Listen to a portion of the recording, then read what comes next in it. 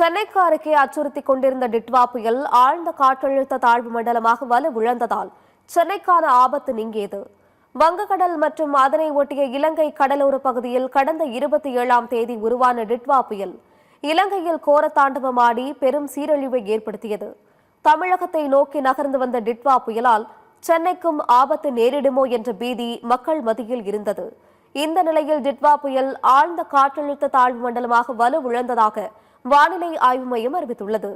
தென்மேற்கு வங்கக்கடல் அதனை ஒட்டிய வட தமிழக கடற்கரைகளில் நிலவிய டிட்வா புயல் நேற்று இரவு ஆழ்ந்த காற்றழுத்த தாழ்வு மண்டலமாக வலுவிழந்தது. வடக்கு திசையில் மணிக்கு 10 கிலோமீட்டர் வேகத்தில் நகர்ந்து வரும் ஆழ்ந்த காற்றழுத்த தாழ்வு மண்டலம் சென்னைக்கு தெற்கே தென்கிழக்கே 90 கிலோமீட்டர் தொலைவில் மையம் கொண்டுள்ளது. வடக்கு திசையில் நகர்ந்து இன்று மதியம் காற்றழுத்த தாழ்வு மண்டலமாக வலுவிழக்கக்கூடும் என்று வானிலை ஆய்வு மையம் கணித்துள்ளது.